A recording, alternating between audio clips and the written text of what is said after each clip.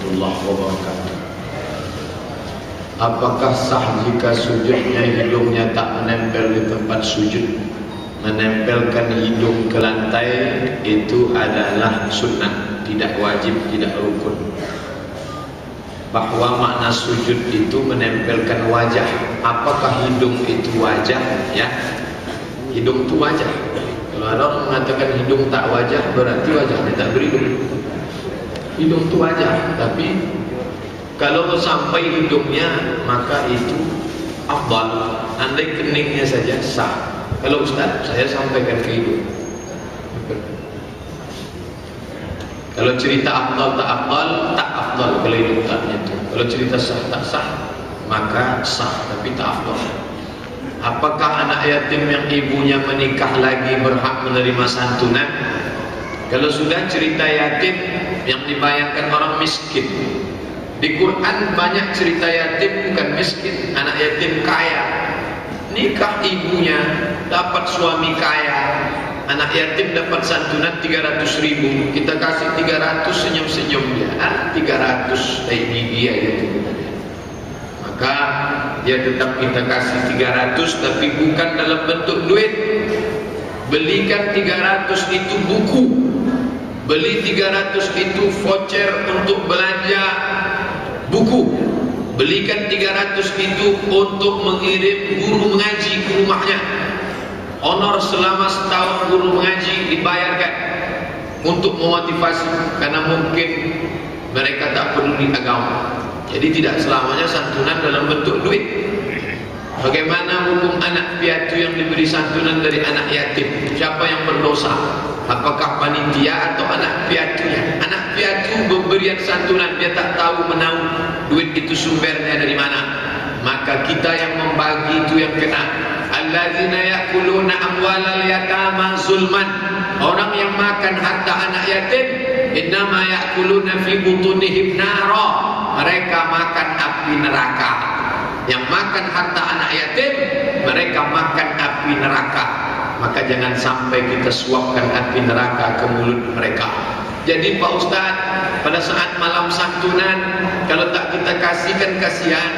Dia bapaknya hidup, maknya meninggal, maknya mak tiri, lebih kejam pula lagi kehidupan dia daripada anak yatim. Anak yatim ayahnya meninggal tapi maknya masih hidup.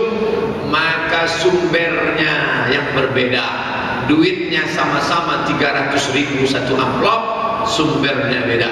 Yang anak piatu, anak yang bapaknya merantau tak pulang-pulang, anak yang bapaknya macam-macam, anak yang emaknya meninggal, dia tetap dikasih santunan, tapi sumbernya dari infak, sedekah, wakaf, bahkan zakat pun bisa masuk fisabilillah atau fakir atau miskin.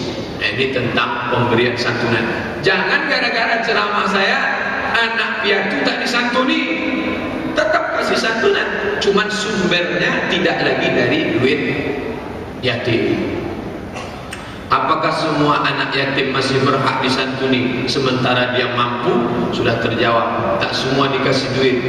Karena ada juga yang tak perlu duit, tapi dia perlu pendidikan agama, dia perlu dikasih buku agama, karena selama ini orang tuanya tak peduli dengan agama. Bagaimana hukum panitia yang memberikan harta anak yatim kepada anak piatu yang mampu? Maka dia sudah meletakkan duit tidak pada tempatnya. Dia orang zalim, orang yang tidak adil. Karena makna adil menempatkan sesuatu pada tempatnya. Maka kita disuruh adil, bersikap adillah, wa aqrabu littaqwa, karena adil itu mendekatkan kepada takut kepada Allah Ta'ala. Ke istri kirim video call. Ada namanya video call, dikirimnya ke istrinya.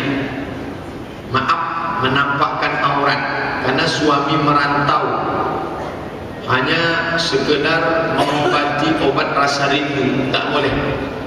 Apa salahnya Pak Ustaz? Apa salahnya? Cuman istri ke suami, suami ke istri, orang lain tak melihat.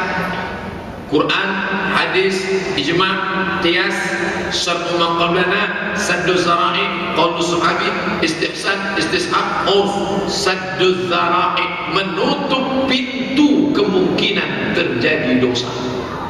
Saddu zari', tutup. Bisa saja video itu terkirim salah alamat. Berapa kali jamaah nyuruh saya beli soto, tolong belikan soto ya, saya disuruhnya beli soto. Habis itu mohon maaf, kalau terkirim video call tadi ke saya, tutup celah sabdul dzari'ah. Yang kedua, andai HP itu hilang, masuk ke tangan orang yang tak dapat dipercaya, tak amanah. Berapa banyak artis-artis HP-nya hilang, dicuri orang, jatuh. Jangan simpan yang tidak-tidak dalam HP. Hati-hati, kejahatan terjadi bukan hanya karena ada niat dari pelakunya, tapi karena ada kesempatan. Waspadalah, waspadalah. Mendepositokan uang di bank konvensional, uang hasil tersebut digunakan membeli rumah, kemudian rumah dikontrakkan. Satu, bagaimana status uang hasil kontrak? Yang haram, hasilnya haram. Makanya Allah mengharamkan hulwal kahin, upah dukun, mahrul baghi, hasil WTS, thamanil kalb, hasil jual anjing. 3 haram. Kenapa haram? Upah dukun, harga jual anjing, hasil WTS, karena dari perbuatan haram. Jika induknya haram, maka anaknya haram, tak bisa dipakai. 2. Apa perbedaan mendefisitokan uang di bank syariah dengan konvensional? Akadnya di bank syariah itu akadnya mudharabah, bagi hasil. Nanti kalau untung sekian, terletak pada akadnya. Orang yang tak mengerti akad, sama saja itu Pak Ustaz. Padahal itu beda akad. Tunggu, yang datang belakangan saya letak dulu di bawah, nanti saya kena kritik lagi. Itu terletak pada akadnya. Maka akadnya akad mudharabah, akad murabahah, akad pinjam meminjam. Ini tentang masalah bank konvensional dengan bank syariah. Bagaimana jamaah yang menggunakan hadis dhaif? Hadis dhaif boleh dipakai kalau cukup 5 syarat. Bukan masalah halal haram, bukan masalah akidah tauhid. Tidak ada riwayatnya yang kadzab, pendusta, masih bernaung di bawah hadis sahih, dan dia untuk fadail amal, motivasi amal. Begitu disebutkan oleh Imam As-Suyuti dalam kitab Tadribur Rawi, syarah Taqrib Nawawi. Kami pasutri tua, 65 tahun, istri 60. Saya masih ingin kebutuhan biologis, tapi istri enggan, dan sering tidur dengan cucu. Kalau saya menikah lagi tak etis pula, karena sudah tua. Apa nasihat Pak Ustaz untuk kami? Bulan madu kan? Ibu mesti paham bahwa laki-laki itu tidak ada menopause. Laki-laki itu tak ada tuanya. Makin tua makin menjadi-jadi. Mohon maaf, cerita ini mungkin tak layak bagi bapak ibu, tapi saya ceritakan. Ini masalah fikih. Terjadilah pemerkosaan seorang anak kecil di salah satu pulau di Indonesia. Dibawa ke pengadilan, si bapak terdakwa mengatakan, saya tak mungkin memperkosa karena saya tak ada syahwat lagi. Saya sudah tua, umur 70, saya tak ada syahwat. Polisi tak bisa, dokter tak bisa. Rupanya dokter tak bisa mendeteksi apakah orang bisa ereksi atau tidak. Rupanya ada dokter yang cerdas di situ. Diletakkannya bapaknya di dalam satu ruangan, dipasangnya CCTV, lalu dihidupkannya TV acara artis-artis. Ketika menengok artis itu, bisa ditengoknya tanda-tanda bahwa bapak itu ereksi. Akhirnya masuk penjara. Artinya laki-laki masih bisa ereksi umur sekian, kecuali dia penyakit gula, penyakit diabetes akut, penyakit macam-macam. Tapi kalau dia sehat, maka ibu mesti paham, mesti mengerti. Jangan sangka dah tua, dah lisut, tak ada lagi. Nih, paham baik. Itu maka harus mengerti. Saya tak menganjurkan poligami, tak. Karena poligami itu memang dia pintu emergency door. Tapi tak semua perempuan siap. Tak siap perempuan banyak, apalagi orang di tempat kita. Paham-paham saja. Hukum minjam ke koperasi, apakah riba Pak Ustaz? Apa apapun namanya, apakah namanya simpedes, apakah namanya simpan pinjam, apakah namanya bank, apakah namanya bank kredit, apakah namanya kredit berjalan, apakah namanya inang-inang, apalah namanya, pokoknya asal berbunga maka riba. La ta'kulur riba ad'afan mudha'afah. Jangan kamu makan, kamu pakai yang berlipat-lipat itu. Bayar zakat mal ke saudara kandung. Tidak boleh berzakat kepada orang yang wajib kita nafkahi. Anak, istri, orang tua, mertua. Bu, ini uang 2 juta untuk belanja ibu, sekaligus zakat saya bulan ini. Tak boleh. Saudara kandung tak wajib kita nafkahi, maka bisa kita kasih zakat. Tapi saya anjurkan untuk saudara kandung, kasih sajalah bantuan dalam bentuk sedekah. Zakat ini serahkanlah ke fakir miskin. Karena kalau semua membantu saudaranya, nanti fakir miskin tak dapat apa-apa.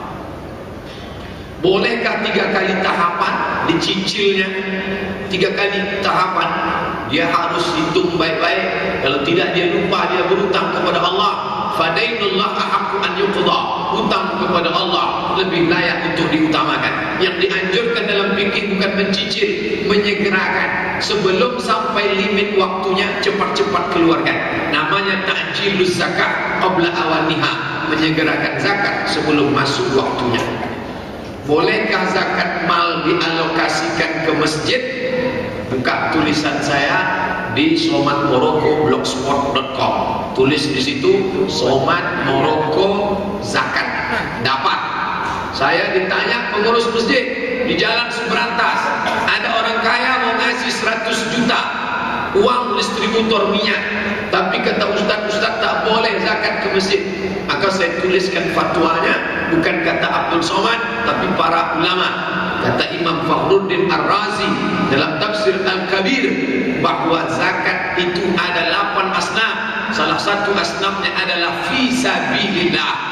Makna fisabilillah, semua jalan mengagungkan agama Allah. Masjid termasuk fisabilillah. Menyekolahkan anak ke Mesir untuk pulang menjadi dai di desa terpencil, boleh dipakai. Fisabilillah. Ini masjid, ini kampung. Antara masjid ke kampung longsor, sungai, mesti buat jembatan. Boleh buat jembatan dari uang zakat. Fisabilillah. Begitu kata Imam Fakhruddin Ar-Razi, meninggal 606 Hijriah. Dalam tafsirnya Tafsir Al-Kabir, dikutip pendapat itu oleh Syekh Atiyah Saqaf dalam kitabnya Fatawa Al-Azhar, kumpulan fatwa-fatwa Al-Azhar. Apakah muntah dengan tidak sengaja membatalkan puasa? Tidak batal kalau tak sengaja. Tapi kalau sengaja dikorek-koreknya, maka batal puasanya.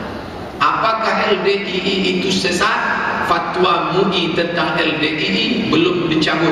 Status LDII di bawah pembinaan. Begitu bunyinya.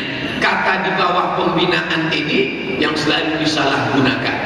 Maka dia di bawah pembinaan. Kalau dia betul-betul tobat, di mana letak kekeliruannya? Mengkafirkan orang yang tidak sepaham dengan dia.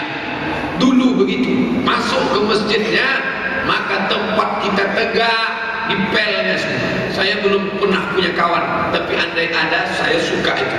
Kalau tahu saya masuk ke dapur-dapurnya biar dipelnya semua.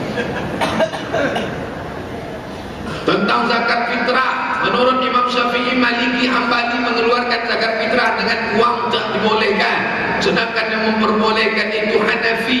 Selama ini Depak mengeluarkan harga beras 2,5, bukan dengan 3,25. Apakah sah kita ikut imam yang 3 dengan uang Pak Ustaz? Maliki, Hambali, Syafi'i dengan makanan pokok beratnya 2,5. Sedangkan Hanafi beratnya 3,3 atau 3,25. Kalau mau pakai uang, maka pakai Hanafi. Tapi kalau mau pakai beras, pakai Syafi'i, Hambali, Maliki. Nah sekarang ijtihadnya bersilang. Dia pakai uang, tapi beratnya berat Maliki, Syafi'i, Hambali. Maka ijtihadnya bersilang. Menurut fikih ini ijtihadnya bersilang. Maka Majelis Ulama Sumatera Utara Majelis Ulama Sumatera Utara itu tidak membenarkan sama antara beras dengan uang. Kalau beras 2,5, kalau uang adalah 3,3 yang diuangkan. Jangan 2,5 diuangkan. Tapi Kemenak di tempat kita 2,5 diuangkan. Ternyata memang ada yang berijtihad di kalangan ulama juga, kata dia boleh. Itulah yang dipakai oleh Kemenak kita. Uang 2,5, beras pun 2,5, karena masih sama-sama ulama fikih, kata dia. Ini masalah khilafiyah. Keluar dari khilaf lebih baik. Ustaz, lalu bagaimana? Saya sudah beli beras, satu plastik saya isi 3 kilo. Loh, kenapa tak Ustaz? Buat 2,5 lebih baik lebih. Saya pakai hitungan yang 1 mud 7 ons setengah. 1 mud 7 ons setengah, 7 ons setengah, 7 ons setengah, 7 setengah. Maka 4 mud 1 sok 3 kilo. Bapak mau ikut saya 3 kilo, bagus. Mau ikut ini 2 setengah, tak masalah. Tapi saya pribadi setiap tahun dari dulu 3 kilo, 3 kilo, 3 kilo.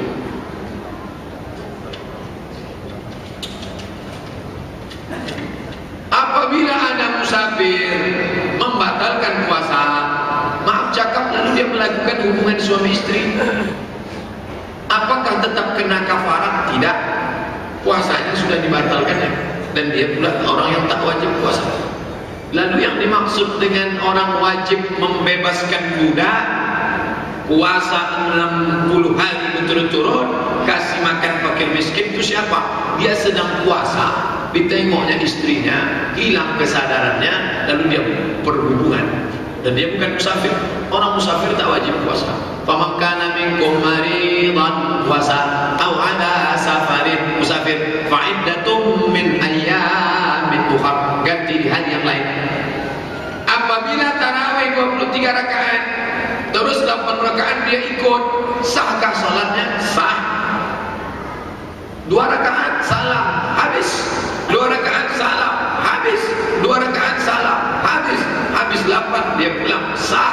Tapi afdal, kata Syekh Abdul Aziz Ibn Baz, kalau imammu itu 23, kau ikut 23 atau lebih daripada itu, mengikut imam, itu afdalnya. Kalau cerita afdal tak afdal, maka afdal mengikut imam. Tapi kalau dia keluar, sah. Karena definisi solat itu adalah aqwalun, ucapan, wa af'alun, gerakan, mufattata'atun bitakbir, dibuka dengan takbir, wa muhtatamatun bitaslim. Assalamualaikum warahmatullahi wabarakatuh. Assalamualaikum warahmatullahi wabarakatuh. Habis 8 rakaat, kloter 1 mundur, masuk kloter 2. Apakah boleh kita salat tahajud setelah salat witir? Habis tarawih witir, pulang ke rumah tidur. Jam 1 datang lagi ke masjid An-Nur nanti malam. Jam 1 datang, habis itu tahajud. Boleh tak dia tahajud? Boleh. Mana dalilnya? Hadis riwayat Aisyah. Aisyah melihat Nabi sallallahu alaihi wasallam setelah Nabi witir, Nabi salat lagi 2 rakaat. Maka kata Imam An-Nawawi dalam kitab Al-Minhaj Syarah Sahih Muslim Ibn Hajjaj, jawazut tanafful ba'dal witri, itu dalil boleh solat sunat lagi setelah witir. Tak ada keraguan. Ibu bapak yang sudah witir nanti malam, pulang ke rumah tidur, datang nanti malam i'tikaf, pas tahajud ikut tahajud.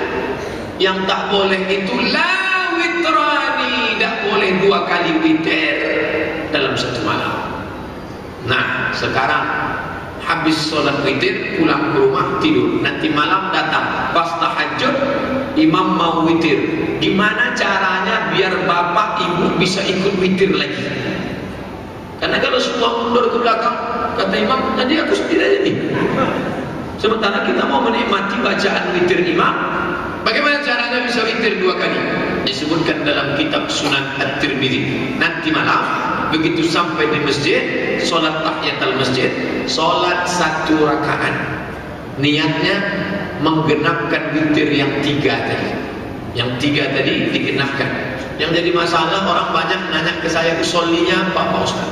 Aku sholat 1 rakaat menggenapkan yang 3 tadi yang sebelum tidur tadi. Ya Allah, payah betul itu. Saya sholat 1 rakaat sehingga yang 3 tadi menjadi 4. Setelah itu dia tahajud, habis tahajud dia ikut witir dengan imam, maka witirnya malam itu menjadi 7. 3 di awal tambah 1, 3 di ujung, 7. Kalau mau, kalau tak mau, ya sudah. Begitu nanti imam witir, duduk belakang baca Quran atau sahur dan lain sebagainya. Hadis riwayat Tirmidzi. Apa boleh seorang muslim yang sedang puasa di bulan Ramadan melayani makan orang Nasrani dengan alasan mencari nafkah? Kulu, makanlah min thayyibat, yang baik-baik. Kerja di rumah makan orang kafir, menyediakan makanan orang. Apakah ini baik? Bulan Ramadan, dia kan orang kafir Pak Ustaz. Andai pun tak sampai haram, paling tidak syubhat. Kalau ada kerja lain, carilah kerja lain. Tak ada Pak Ustaz, ini lumayan, part time, 1 jam 10.000, bisa saya kerja 5 jam 50.000. Kalau sebulan bisa 1,5 juta untuk anak sekolah, untuk baju hari raya, untuk nafkah. Tak ada kerja lain, tak ada Pak Ustaz. Daripada saya ngemis. Ad-darurat tubihul mahzurat, dengan syarat dia tidak melakukan haram. Memberi makan orang Islam makan itu haram. Orang kafir dia memang tak wajib. Perbuatan itu mungkar bagi orang Islam. Orang kafir tak mungkar, tapi paling tidak syubhat mengikut dia. Maka usahalah cari yang haram. Maka saya anjurkan, tahun lalu sudah lewat, apa boleh buat, akan datang bapak-bapak yang mau bayar zakat mal, bayarkan 10 hari menjelang Ramadan. Saya pribadi mengamalkan begitu. Seminggu sebelum Ramadan saya bayarkan zakat mal, bisa dapat 500, 300. Dengan itu saudara kita itu bisa puasa. Kalau kita kasih di bulan lain, duit itu habis. Tapi kalau kita kasih, dibelikannya beras, dibelikannya sarden, ikan, insya Allah bisalah dia berpuasa. Dia gali parit, dia kerja keras, dia pasang semen, cor, panas, maka membantu saudara kita berpuasa. Akan datang, bayarkan zakat mal seminggu sebelum menjelang Ramadan. Bagaimana dengan kantin-kantin di kantor? Di kantor itu tak semuanya Nasrani, apalagi di Pekanbaru. Pekanbaru di negeri Islam, tak dapat dijamin semua yang makan itu orang. Banyak juga yang Islam makan. Orang Islam makan haram, orang kafir makan tak haram, karena dia tak wajib. Pak Ustaz, apa betul Al-Quran turun tanggal 17 Ramadan? Mohon penjelasannya. Kata Imam Abu Razin, Quran itu turunnya malam. Inna anzalnahu fi lailatin mubarakah. Malam. Inna anzalnahu fi lailatul qadr. Malam. Malam kapan? Malam kan banyak, 360 malam. Malam yang mana? Dikhususkan syahrul Ramadan allazi unzila fihi al-Quran. Kalau begitu antara 29 sampai 30 malam. Sempit. Dari 360 malam, 29 malam. Malam yang keberapa? Rahasia Allah. Ulama berijtihad. Kata Imam Abu Razin malam pertama, kata Ibnu Abbas malam ke-25, kata Ubay bin Ka'ab malam ke-27, kata Abu Bakar malam terakhir. Satu pendapat dari pendapat Imam Syafi'i, disebut juga oleh Imam As-Suyuti dalam kitab Ad-Durrul Mansur fi Tafsir bil Mansur, malam ke-17. Itulah yang dipilih oleh Republik Indonesia, malam nuzul Quran malam 17. Mengenai turunnya Al-Quran, kata ceramah yang saya dengar, tidak tanggal 17. Karena dalilnya Al-Quran turun Lailatul Qadar, yang tak tahu tanggalnya, ya tak tahu. Kalau tahu kapan tanggalnya, pecahlah rahasia Lailatul Qadar, kosonglah masjid. Sedangkan tak tahu aja masjid udah kosong, apalagi kalau sampai tahu. Allah rahasiakan, tak ada yang tahu siapa dapat taubat nasuha, tak ada yang tahu siapa dapat haji mabrur, tak ada yang tahu siapa dapat salat wusta, tak ada yang tahu siapa dapat 1 titik doa makbul hari Jumat, tak ada yang tahu Lailatul Qadar. Ulama berijtihad. kiamat. Lain ijtihad, lain kepala, lain isinya. Siksa kubur. Seandainya ada orang yang meninggal hari ini, lalu kemudian hari ini kiamat, berarti Tuhan tak adil. Karena dia baru merasakan azab kubur baru 5 menit. Begitu mati langsung kiamat. Sementara yang meninggal tahun 1000, dia sudah 1000 tahun. Mana keadilan Allah? Yang mau pakai akal, saya jawab pakai akal. Cek akal, pakai akal. Kurang akal, minum aja akal.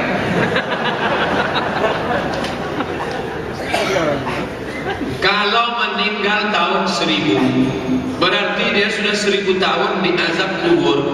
Maka dikurangkan yang 1000 itu dengan di akhirat nanti. Yang baru di azab 1 menit, maka tidak ada pengurangan. Makanya dalam kepolisian pengadilan potong masa tahanan. Ente minta bagi akal, saya kasih akal. Allah Maha Kuasa. Apakah orang yang di dunia kena azab di akhirat kena lagi? Kena. Mana keadilan Allah? Kenapa di dunia dapat, di akhirat dapat lagi? Yang di dunia itu DP. Nanti case-nya di sana. Yang DP-nya banyak, kurang sana. Ustaz dalilnya dari mana? Pakai akal. Kenapa Ustaz pakai akal? Karena nanya akal. Keadilan Allah kok diakal-akal. Tapi pertanyaannya penting, jawabannya jauh lebih penting. Apa boleh kita sholat tahajud baca Quran Ustaz? Boleh. Terus suara bacaannya kuat, dia kuat. Syekh Abdul Rahman Sudais kuat, Syekh Sumul As-Sulaim kuat, Nabi waktu imam kuat, baca Quran. Boleh, ini Quran. Apa dalilnya? Huzaifah Maula Aisyah sholat nengok mushaf. Waktu itu mushaf, sekarang tak ada mushaf. Mushaf besar, sekarang pakai Quran digital. Bismillahirrahmanirrahim. Kaf ha ya ain sad. Dzikru rahmati rabbika 'abdahu Zakaria idh nada rabbahu nidaan khafiyya. Istrinya di dapur, apa abang? Tengok ini, mau nengok apa? Tapi nomornya nonaktifkan, jangan nomor aktif. Yo sebentar. Apa boleh sholat tarawih imamnya anak kecil belum akil balik? Hadis Sahih Bukhari, bukan sholat tarawih, sholat wajib bahkan. Imamnya umurnya 7 tahun. Waktu dia ruku pantatnya terbuka, anak kecil, celananya karet. Lalu seorang perempuan marah di belakang, apa ini imam? Kenapa tuh pantatnya terbuka? Karena bacaan hafalannya banyak. Tempat kita belum lazim. Waktu anak Ustaz Murtadha jadi imam masih kecil tapi hafalan banyak. Banyak orang bertanya ke saya, gimana nih Pak Ustaz? Saya tak jawab, saya tunjukkan aja hadis Sahih Bukhari tentang anak umur 7 tahun jadi imam. Bacaannya baik, wudhunya sempurna, dan yang paling penting sudah potong pita. Jangan imam tuh ujung pistol masih bersambung. Najis. Perhatikan baik. Ini tentang masalah kontroversial anak kecil jadi imam. Kemarin waktu puasa saya sakit batuk, dan pada saat batuk saya muntah. Apakah puasa saya batal? Tak batal, karena tak sengaja. Soalnya saya mendengar ada ustaz yang bilang kalau muntahnya pakai suara ha batal, kalau ho tak batal. Bukan masalah suara, sengaja tak sengaja. Bolehkah kita melaksanakan sholat witir seperempat malam setelah kita melakukan sholat witir pada masjid sholat tarawih? Boleh sholat lagi malam setelah sholat witir di masjid. Saat baca Al-Quran kadang air mata saya keluar menetes, bagus, hati lembut, hati begitu tenang. Begitu saat sholat, saat membaca ayat secara khusyuk kadang berlinang air mata. Apakah ini tanda hati mendapatkan berkah? Ya. Fabku, menangislah kalian. Kalau kalian tak maksud mentabur menangis, tak baku. Kuatlah seakan menangis. Kuat diri menangis. Nabi menyuruh nangis. Asal jangan nangis bersandiwara atau kuat-kuat. Menangis. Bahas Syekh Abdul Rahman Sudais. Kullama natijas juluduhum badalna juludan ghairaha. Ketika kulit mereka gosong hangus, kami ganti dengan kulit yang baru. Liyazuqul adzab. Terus sedang imamnya menangis, jamaah umrah menangis, Bilalnya menangis, ulama-ulama di Masjidil Haram menangis, jamaah Pekanbaru menangis juga. Lama betul imam itu baru ruku. Berpikir berpakaian boleh melaksanakan sholat hajat. Berapa kali boleh melaksanakan sholat hajat dalam sehari semalam? Tak ada larangan, tak ada batasan. Hadisnya umum. Kalau ada pengkhususan, kalau ada orang melarang yang umum, mana taksisnya? Kalau dia khususkan tanpa ada dalil khusus, namanya taksis bila khusus, tak bisa diterima. Ma min muslimin yuznibu zamban.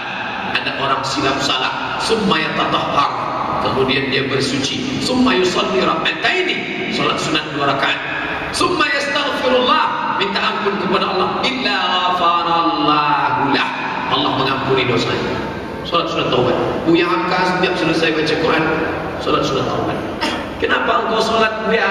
Aku terkenang almarhumah emakmu wahai Irfan. Nama anaknya Irfan. Kata Irfan, kenapa Buya salat sunat Buya? Salat sunat apa tadi? Salat sunat taubat. Kenapa salat sunat taubat? Aku terkenang almarhumah emakmu. Aku takut tauhidku rusak. Aku lebih banyak mengenang emakmu daripada mengenang Allah. Istrinya dia kenang, dia anggap itu dosa.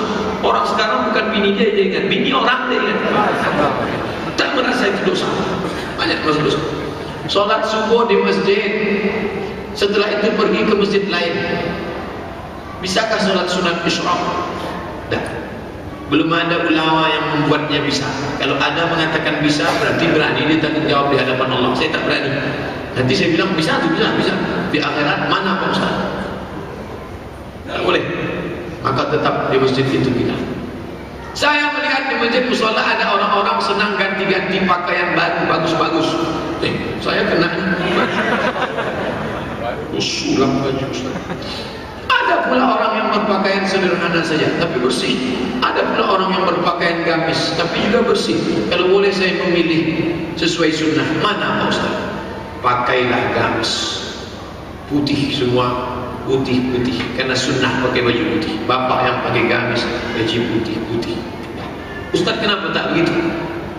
Saya nikah tak di sini saja, nanti pindah-pindah tempat. Kalau satu tempat kadang saya pakai sarung. Di Pasir Pangarayan satu tempat, kamarnya di belakang, ganti pakaian di belakang ada. Di situ cuma mau ganti. Makanya kacanya hitam 100%, sekaligus ganti pakaian. Payah. Oleh sebab itu saya anjurkan pakai gamis putih-putih, bagus, harum semerbak. Pada malam nisfu Sya'ban, Khalid ibn Ma'dan, Makhul, Ata, Tawus dari kalangan tabi'in, mereka beramai-ramai ke masjid, pakai baju baru, pakai jubah, pakai bukhur haruman-haruman dari kayu cendana. Dianjurkan memakai pakaian yang bersih, Imam Ahmad bin Hanbal kalau dia mau menyampaikan hadis pakai jubah yang bagus, pakai yang bersih, pakai wangi-wangian, dan dia duduk dengan kewibawaan karena dia menghormati sabda Nabi Muhammad SAW. Suatu hari nampak keringat menetes di keningnya. Selesai pengajian dia pun pingsan. Rupanya dia sedang disengat kalajengking. Selesai itu orang bertanya, kenapa engkau tak berhenti? Malu aku menghentikan pengajianku hanya karena disengat kalajengking. Aku malu kepada Rasulullah SAW. Begitu adab akhlak ahli hadis Imam Malik bin Anas, meninggal tahun 179, gurunya Imam Syafi'i. Habis waktu kita, sedangkan kertas masih banyak lagi. Saya sambung Sabtu depan insyaAllah, karena janji kita pukul 7 kita ada pembagian untuk anak-anak wisuda. Terima kasih perhatian Bapak Ibu. Mohon maaf atas segala kesilapan. Subhanakallahumma wa bihamdika asyhadu an la ilaha illa anta astaghfiruka wa atubu ilaik. Wassallallahu ala sayyidina wa maulana Muhammad wa ala alihi wa sahbihi